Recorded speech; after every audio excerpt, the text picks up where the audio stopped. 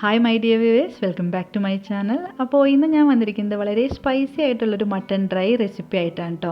അപ്പോൾ അതിനായിട്ട് ഞാനിവിടെ 1 കിലോ മട്ടനാണ് എടുത്തിരിക്കുന്നത്. മട്ടൺ നന്നായിട്ട് കഴുകി വൃത്തിയാക്കി എടുക്കണം. ഒരു 6-7 തവണ ഇട്ട് കഴുകണം കേട്ടോ. അപ്പോൾ ഞാനിവിടെ ഒരു 3 തവണ സാധാ വെറുതെ ഒന്ന് വെള്ളത്തിൽ കഴുകിയിട്ട് കുറച്ച് മഞ്ഞൾപ്പൊടിയും വിനെഗറും ചേർത്ത് മിക്സ് ചെയ്ത് അങ്ങനെ വെക്കും. എന്നിട്ട് കുറച്ച് കഴിഞ്ഞിട്ടാണ് ഒരു 3-4 തവണയും കൂടി വീണ്ടും കഴുകിയെടുക്കുക. അതിൻ്റെ വെള്ളമൊക്കെ പോയ ശേഷം നമുക്കത് കുക്കറിലിട്ട് കൊടുത്തിട്ട് ഇനി അതിലേക്ക് വേണ്ടത് ആദ്യം മഞ്ഞൾപ്പൊടിയാണ് കേട്ടോ ചേർക്കുന്നത്. അപ്പോൾ മഞ്ഞൾപ്പൊടി ഞാൻ നന്നായിട്ട് തന്നെ ചേർക്കുന്നത് ഒരു 3/4 ടീസ്പൂണോളം ചേർക്കുന്നുണ്ട്. അതിനുശേഷം നമുക്ക് ഹോൾ സ്പൈസസ് ചേർക്കാം. അപ്പോൾ ഈ ഒരു മഞ്ഞൾപ്പൊടിക്ക് മഞ്ഞളിൻ്റെ കുത്തോ അല്ലെങ്കിൽ ഭയങ്കര കളറോ ഒന്നും നമ്മളുടെ ഈ ഒരു റെസിപ്പിക്ക് കൊണ്ടുവരില്ല കേട്ടോ. കാരണം അത് വീട്ടിൽ തന്നെ ഉണക്കി പൊടിച്ച് ഉണ്ടാക്കിയതാണ്. അതുകൊണ്ട് പിന്നെ നമുക്കതിൽ ആവശ്യത്തിനുള്ള ഉപ്പും പിന്നെ ഇത് കസൂരി മേത്തിയാണ്, പിന്നെ കുറച്ച് കറിവേപ്പിലയും അതുപോലെ തന്നെ ഒരു 6-7 അല്ലി വെളുത്തുള്ളി അത്രയും ചേർത്തിട്ട് നമുക്ക് നന്നായിട്ടൊന്ന് മിക്സ് ചെയ്തെടുക്കാം. അപ്പോൾ ഞാൻ ഇങ്ങനെയാണ് കേട്ടോ മിക്സ് ചെയ്തെടുക്കുന്നത്. നിങ്ങൾക്ക് കൈ വെച്ചിട്ടുണ്ടെങ്കിൽ അത് മിക്സ് ചെയ്യാം. ഇനി അതിലേക്ക് ഞാൻ ഒരു 1/2 ഗ്ലാസ് വെള്ളം ഒഴിക്കാം.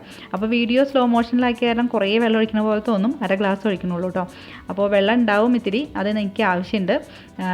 ഇനി നമുക്കത് അടച്ചു വെച്ചിട്ട് ഞാൻ വലിയ അടുപ്പിൽ ഹൈ ഫ്ലെയിമിലാണ് കേട്ടോ വയ്ക്കുന്നത്. എന്നിട്ട് അതിൻ്റെ സ്റ്റീം വരുന്ന സമയത്ത് നമുക്ക് വെയിറ്റ് ഇട്ട് കൊടുക്കാം. എന്നിട്ട് വെയിറ്റ് ഇട്ടിട്ട് അതിൻ്റെ ഇങ്ങനെ വിസിൽ വരുന്ന നേരത്തെ ഒരു ഇങ്ങനെ ചീറ്റി നിൽക്കില്ലേ, ആ ഒരു സമയത്ത് ഞാൻ ഫ്ലെയിം ഓഫ് ചെയ്തിട്ട് ചെറിയ ഗ്യാസിൻ്റെ അടുപ്പിലേക്ക് മാറ്റിയിട്ട് അത് സിമ്മിലാക്കി വയ്ക്കും. എന്നിട്ടൊരു 7 മിനിറ്റ് അങ്ങനെ വയ്ക്കും വിസിൽ വരുത്താണ്ട്.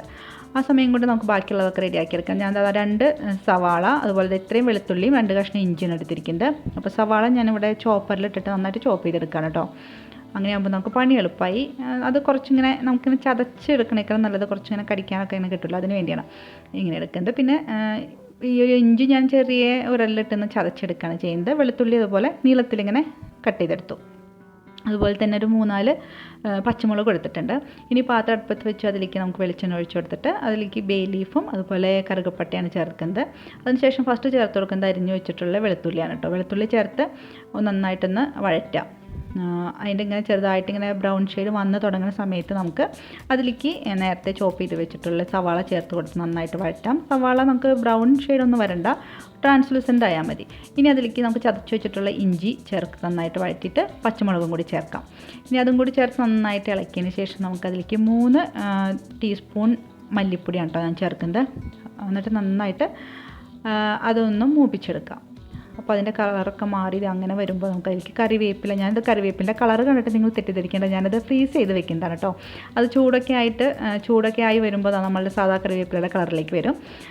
ഇനി നമുക്കതിലേക്ക് വേവിച്ച് വെച്ചിട്ടുള്ള മട്ടൻ മാത്രം, അതിൻ്റെ വെള്ളം ഊറ്റിയിട്ട് മട്ടൻ മാത്രം എടുത്ത് നന്നായിട്ട് ഇളക്കി ചേർക്കും. അപ്പോൾ ഈ ഒരു മട്ടൻ കുക്ക് ചെയ്തെടുത്തിട്ടുള്ള വെള്ളം ഉണ്ടല്ലോ, അത് മട്ടൻ്റെ എല്ലാ സത്തും അടങ്ങിയിട്ടുള്ള വെള്ളമായിരിക്കും. അതുകൊണ്ട് അത് കളയേണ്ട ആവശ്യമില്ല. അതിലേക്ക് കുറച്ച് പെപ്പർ പൗഡറും ആവശ്യത്തിന് ഉപ്പും കൂടി ചേർത്താൽ നല്ല അടിപൊളിയായിട്ടുള്ള ഒരു സൂപ്പും കൂടി റെഡിയാവും. അപ്പോൾ എൻ്റെ ഹസ്ബൻഡും മക്കൾക്കും ഭയങ്കര ഇഷ്ടമാണ് കേട്ടോ അത്. അപ്പോൾ അതും ഞാൻ റെഡിയാക്കാറുണ്ട് ഇതിൻ്റെ കൂടെ.